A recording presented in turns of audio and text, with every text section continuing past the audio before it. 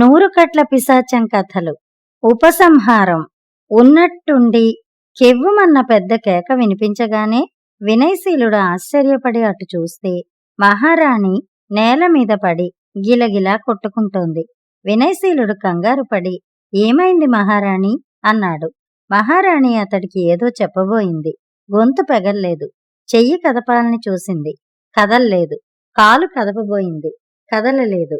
ఎలాగో అలా కదలాలని ప్రయత్నిస్తే మనిషంతా ఊగిపోతోంది తప్ప శరీరంలో ఏ భాగము విడిగా కదలడం లేదు. ఏమైంది మహారాణి అన్నాడు వినయశీలుడు మళ్ళీ. ఏమీ చెప్పలేక నిస్సహాయంగా అతడి వైపు చూసింది రాణి. అది గమనించిన వినయశీలుడు, ఇన్ని రోజులుగా కథలు వింటున్నా మహారాణికి ఏమీ కాలేదు, నూరో కథ వినగానే ఈమెకి ఏమైంది అనుకుని కంగారు పడ్డాడు. ఆమె మాట్లాడలేని స్థితిలో ఉంది కాబట్టి తనకి జవాబివ్వగలిగింది ఒక్క పిశాచం మాత్రమేనన్న ఉద్దేశ్యంతో, పిశాచ మహాశయ, ఉన్నట్టుండి మా రాణికి ఏమైంది అని అడిగాడు. వినయశీలుడికి పిశాచం నుంచి ఎలాంటి బదులు రాలేదు. పిశాచ మహాశయ, పిశాచ మహాశయ అంటూ వినయశీలుడు మళ్ళీ మళ్ళీ పిలిచాడు. కాని అతడికి బదులు రాలేదు. పిశాచ మహాశయుడు తనను వదిలి వెళ్ళిపోయాడని వినయశీలుడికి అర్థమైంది. తన కారణంగా 100 కట్లను తెంచుకున్న ఆ పిశాచం తనతో మాట మాత్రం చెప్పకుండా వెళ్ళిపోవటం అతడికి నచ్చలేదు. అన్ని జన్మల్లోకి ఉత్తమమైనది మానవ జన్మే అంటారు. అలాంటి మనుషులకే కృతజ్ఞత ఉండడం లేదు, ఇక పిశాచాలకు కృతజ్ఞత ఉంటుందా అని అతడు సరిపెట్టుకున్నాడు. కాని మహారాణికి పట్టిన దుర్దశ ఏమిటో, ఎందుకు ఆమెకు అలాంటి దుర్దశ కలిగిందో అతడికి అర్థం కాలేదు. అందుకని అంతఃపుర దాసిని పిలిచి విషయం చెప్పాడు. దాసి వెంటనే వెళ్లి చక్రవర్తికి కబురు అందచేసింది. ఆ సమయానికి చక్రవర్తి ఓ ముఖ్య విషయమై మంత్రులతో సమాలోచనలో ఉన్నాడు. రాణి అనారోగ్యం గురించి వినగానే ఆయన వెంటనే సమావేశాన్ని రద్దు చేసి ఉన్న పళంగా మహారాణిని చూడబోయాడు. ఆయన వెళ్లేసరికి కూడా రాణి పరిస్థితిలో ఏ మార్పు రాలేదు. ముందు ఆయనకు దుఃఖం వచ్చింది. ఆ దుఃఖం నుంచి తేరుకున్నాక వినయశీలుని చూసి అసలు ఏం జరిగింది అని అడిగాడు. వినయశీలుడు ఆయనకు జరిగింది చెప్పాడు. వినగానే చక్రవర్తికి చెప్పలేనంత కోపం వచ్చింది. 100 రోజుల నుంచి నీవిక్కడే మహారాణి మందిరంలోనే మకాం ఉన్నావు. ఏ వీరయువకుడు ఇక్కడ ఇంతకాలం ఉండలేదు. నీవు మంత్రగాడిలా ఉన్నావు. రాణి ఆ విషయం కనిపెట్టి నిన్ను శిక్షించబోయి ఉంటుంది. ప్రాణాలు రక్షించుకునేందుకు నువ్వే ఏదో మంత్రం వేసి రాణికి ఈ గతి పట్టించావు. నేను మంత్రాలకు భయపడేవాణ్ణి కాను. నీ మంత్రం నుంచి మహారాణికి విముక్తి కలిగించి ఆమెను మామూలు మనిషిని చెయ్యి, లేదా నీ తల తీయిస్తాను అని హెచ్చరించాడు. వినయశీలుడు వినయంగా తల వంచి, ప్రభు, నేను మీ సేవకుణ్ణి. నాకు యుద్ధ విద్యలే తప్ప మంత్రాలు తెలియవు. మహారాణి పట్ల నాకు గౌరవభావమే తప్ప కోపం ఎందుకుంటుంది? నన్ను నమ్మండి. రోజుకొకటి చొప్పున వరుసగా 100 కథలు చెప్పి మహారాణి మనసును రంజింపచేస్తున్నాను. 99 కథలు చక్కగా విన్న మహారాణి ఈ రోజు 100వ కథ వినగానే ఇలా ఎందుకు విరుచుకుని పడిపోయారో నాకు తెలియటం లేదు అన్నాడు. చక్రవర్తి ఏదో అనబోయేలోగా భటుడొకడు అక్కడికి వచ్చి, ప్రభు, 10 రోజులుగా ఒక వ్యక్తి వినయశీలుణ్ణి కలుసుకోవాలని ప్రయత్నిస్తున్నాడు. అతడినెవరూ కలుసుకునేందుకు వీల్లేదని మహారాణి ఆజ్ఞాపించటం వల్ల మేము అతన్ని అడ్డుకున్నాం.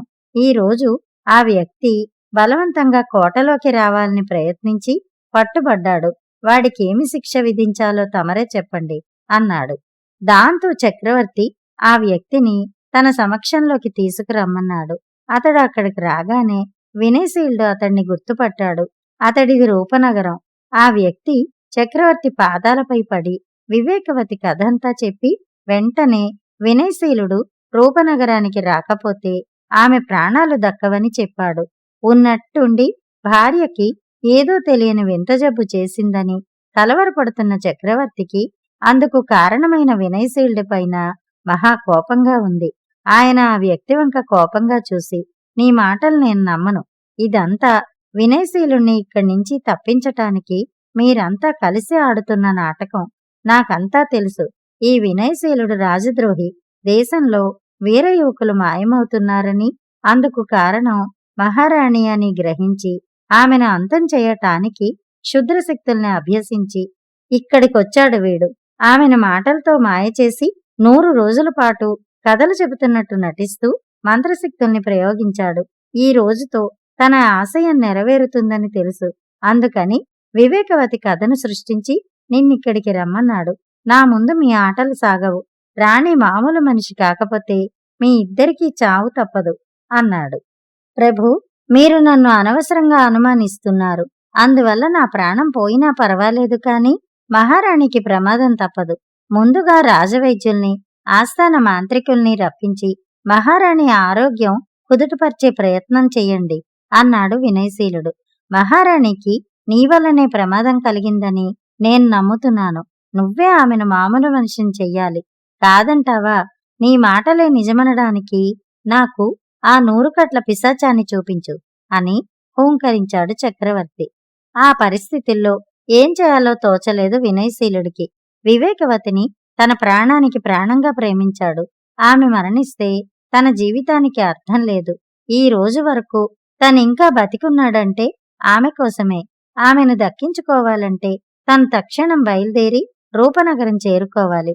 అందుకు చక్రవర్తి ఒప్పుకోడని తెలిసినా ఎలాగో అలా ఆయన మనసును కరిగించాలనుకుని, ప్రభు, తమకి అనుమానంగా ఉంటే నాతో పాటు తమరు రూపనగరానికి రండి. పారిపోకుండా నాకు పటిష్టమైన కాపలా ఏర్పాటు చేయండి. అలా కాకుంటే మీకు తోచిన మరేదైనా ఏర్పాటు చెయ్యండి. కాని నా వివేకవతిని దక్కించుకునే అవకాశం నాకు లేకుండా చేయకండి అని వేడుకున్నాడు. చక్రవర్తి తల అడ్డంగా ఊపి, నీకు మంత్ర విద్యలు తెలుసు. నీతో వస్తే దారిలో నువ్వు నన్నేమైనా చేయగలవు. నేను నిన్నమ్మను అని భటుడి వెంక తిరిగి ఆస్థాన మాంత్రికుణ్ణి పిలుచుకునిరా, తర్వాత వీణ్ణి కారాగారానికి తీసుకెడుదువుగాని అన్నాడు. వినయశీలుడు కంగారుగా, ప్రభు, రూపనగరం నుంచి వచ్చిన ఈ స్నేహితుడికి నా వేలి ఉంగరం ఇస్తాను. అతడక్కడికి వెళ్ళి ఈ ఉంగరం చూపితే నేను వెళ్లకున్నా ఆమె ప్రాణాలు నిలబడతాయి. దయతో అనుమతించండి అంటూ తన చేతివేలు తడిమి చూసుకుని, అరే, నా ఉంగరం ఏమైంది? అంతఃపురదాసిని పిలిచే హడావిళ్ళో ఎక్కడైనా జారిపడిపోలేదు కదా అని వాపోయాడు. ఇంతవరకు ఆడిన నాటకాలు చాలు. ఇవన్నీ కట్టిపెట్టి ఇక మీదట కారాగారంలో పడి ఉండు అని గద్దించాడు చక్రవర్తి. అంతలో భటుడు అక్కడికి ఆస్థాన మాంత్రికుణ్ణి వెంట పెట్టుకుని వచ్చాడు. వాడు రాణిని పరీక్షించి, ఈమెను లోబర్చుకున్నది మామూలు శక్తి కాదు. అయినా నా ప్రయత్నం నేను చేస్తాను అన్నాడు. ఏ ప్రయత్నం చేసినా తెల్లారేలోగా మహారాణి మామూలు మనిషి కావాలి. కాకపోతే వినయశీలుణ్ణి రాజధాని నగరం మధ్యలో బహిరంగంగా ఉరితీయిస్తాను. అంతవరకు కారాగారంలో వాడికి కఠిన శిక్షలు కూడా ఉంటాయి అన్నాడు చక్రవర్తి కసిగా. ప్రభు, నన్ను నమ్మండి. ఉంగరం లేకున్నా నన్ను రూపనగరం వెళ్ళనిస్తే ఎలాగో అలా నా వివేకవతిని రక్షించుకోగలను. ఆ తర్వాత మీకు నా ప్రాణాలు కావాలన్నా సంతోషంగా ఇచ్చుకుంటాను అన్నాడు వినయశీలుడు. కాని ఆ దీనాలాపాలు చక్రవర్తిని కరిగించలేదు. అతడితో పాటు అతడి మిత్రుణ్ణి కూడా కారాగారంలో వేయించాడు. కారాగారంలో ఆ రాత్రంతా వినయశీలుడి చేత బండరాళ్లను మోయించారు. ఉప్పు నీళ్లను తాగించారు. తలక్రిందులుగా వ్రేలాడదీసి కింద అగ్నిజ్వాలలు ఉంచారు. కొరడా దెబ్బలు కొట్టారు. వినయశీలుడు వేటికి చలించలేదు. మనసులో వివేకవతినే తలుచుకుంటున్నాడు. వివేకవతి చనిపోతే కనుక ఉరి తీయబడ్డ తను ఆమెని స్వర్గంలో కలుసుకోవచ్చును అనుకున్నాడు. లేదా ఏదో విచిత్రం జరిగి ఇద్దరూ ప్రాణాలు దక్కించుకుని ఒకటి కాగలమని కూడా ఆశపడుతున్నాడు. తెల్లారింది. మహారాణిని మామూలు మనిషిని చెయ్యటం ఆస్థాన మాంత్రికుడి వల్ల కాలేదు. చక్రవర్తి వినయశీలుడికి ఉరిశిక్ష విధించాడు. రాజధాని నగరంలో 4 బాటల కూడలిలో ఉరిస్తంభం ఏర్పాటు చేశారు. ఉరిశిక్ష చూడ్డానికి జనం తండోపతండాలుగా రప్పింపబడ్డారు. చక్రవర్తి ప్రజల ముందుకు వచ్చి వినయశీలుడి రాజద్రోహ నేరాన్ని వివరించి చెప్పి, ఈ దుష్టశక్తిని మీ అందరి ముందు అంతం చేసే ఏర్పాటు చేశాను. కళ్ళారా చూసి ఆనందించండి అన్నాడు. అప్పుడు వినయశీలుడి ముఖానికి నల్లటి ముసుగు తొడిగారు. ఉరిత్రాడు మెడకు తగిలించారు. ఇక ఉరి తీయబోతున్నారనగా, ఆగండి అన్న పెద్ద కేక జనంలోంచి వినవచ్చింది. అందరూ ఆశ్చర్యంగా అటు చూస్తే ఒక యువతి ముందుకొచ్చి చక్రవర్తిని సమీపించింది. ఆమె ఆయనతో, మహాప్రభు, నా పేరు వివేకవతి. వినయశీలుణ్ణి 100 కట్ల పిశాచం ఆవహించిన మాట నిజం. అతడి ద్వారా రాణికి 100 కథలు వినిపించి తన కట్లన్నీ ఒక్కొక్కటిగా విడిపించుకున్న మాట నిజం. ఆ వెంటనే పిశాచానికి సర్వశక్తులు తిరిగొచ్చాయి. ఆ ఉత్సాహంతో వెంటనే పిశాచం అతన్ని వదిలి వెళ్ళిపోయింది. అయితే పిశాచానికి నేను ఎలాంటి ప్రమాదావస్థలో ఉన్నానో తెలుసు. అందుకని ఆ పిశాచ మహాశయుడు వినయశీలుడు వేలికి ఉన్న ఉంగరాన్ని తీసుకుని నా వద్దకు వచ్చాడు. నన్ను మామూలు మనిషిని చేశాడు అని జరిగిందంతా వివరించి చెప్పింది. 100 కట్లు తెంచుకున్న పిశాచి తను హిమాలయాలకు వెళ్ళిపోతున్నానని, బుద్ధిగా మసలుకుంటానని చెప్పి మాయమయ్యాడు. నేను హుటాహుట్న బయలుదేరి ఇక్కడికి చేరుకున్నాను. ఇక్కడికి వచ్చి చూస్తే నా కళ్ళతో ఇక్కడ ఇలాంటి పరిస్థితిని చూడాల్సి వచ్చింది. మహారాణిని ఏ దుష్టశక్తులు ఆవహించాయో ఈ నా వేలి ఉంగరం ద్వారా తెలుసుకోగలను. వాటితో నేను మాట్లాడి ఆమెను రక్షించే ఉపాయం తెలుసుకోగలను. దయతో తమరు వినయశీలుణ్ణి విడిచిపెట్టండి అన్నది. అమాయకంగా కనబడే చిన్నారి వివేకవతి ఆస్థాన మాంత్రికుడి వల్ల కూడా కాని పన్ని సాధించగలనని చెప్తుంటే చక్రవర్తికి నమ్మకం కుదరలేదు. కాని మహారాణిని మామూలు మనిషిని చెయ్యటానికి ఎలాగూ మరో దారి లేదు కనుక ఆమెతో తాత్కాలికంగా వినయశీలుడి ఉరిశిక్ష రద్దు చేస్తున్నాను. మహారాణి మామూలు మనిషి కాని పక్షంలో అతడికి ఉరిశిక్ష తప్పదు అని చెప్పాడు. వివేకవతి రాణి వద్దకు వెళ్ళింది. అప్పుడామెకు 1 కాదు 2 కాదు, మహారాణిని లోబర్చుకున్న ఆత్మలు ఎన్నో కనిపించాయి.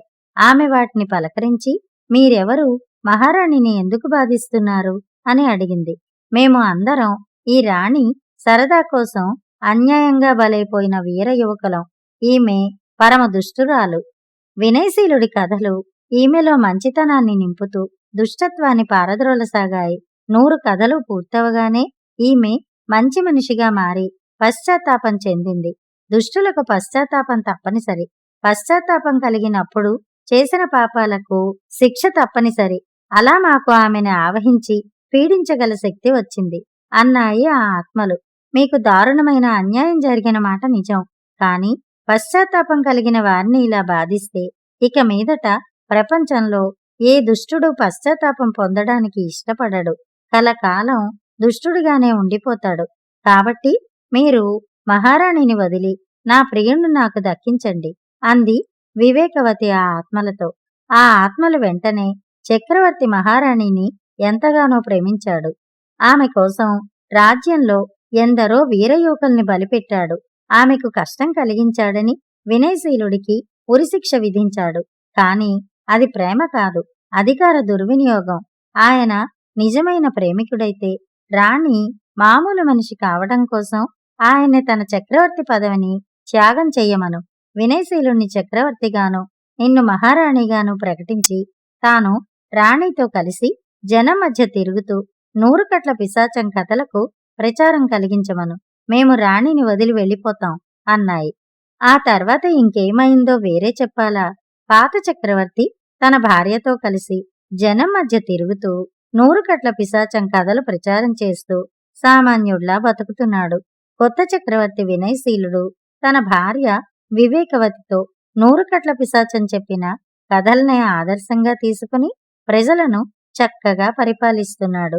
ఏ ప్రభువు ఈ కథలు చదివి త్రికరణ శుద్ధిగా ఆచరిస్తాడో ఆ ప్రభువు ప్రజలకు దేవుడవుతాడు. ఆ కథల్ని సేకరించి మీ ముందుంచుతున్నాం. వీటిని చదివి బాలల్లోని భావి నాయకులందరూ దేశాన్ని ముందుకు తీసుకువెడతారని ఆశిస్తున్నాం. ఈ 100 కట్ల పిశాచం కథలను రచించిన వారు శ్రీ వసుంధర గారు. ఇంత మంచి కథలను అందించిన వారికి మా హృదయపూర్వక కృతజ్ఞతలు.